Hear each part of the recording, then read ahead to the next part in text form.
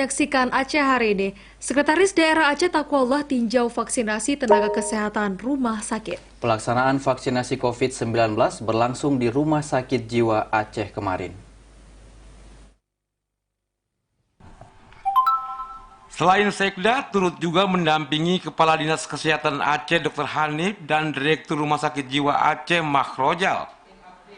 Peninjauan vaksinasi COVID-19 tahap pertama ini diberikan untuk tenaga kesehatan di rumah sakit baik dokter, pelayanan medis maupun perawatan.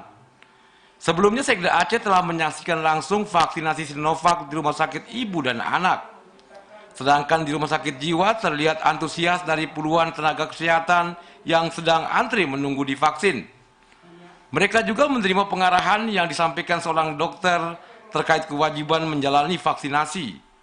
Sekda Aceh Taqwallah mendesak para tenaga kesehatan untuk menjalani vaksinasi sehingga penyebaran pandemi COVID-19 bisa dikendalikan.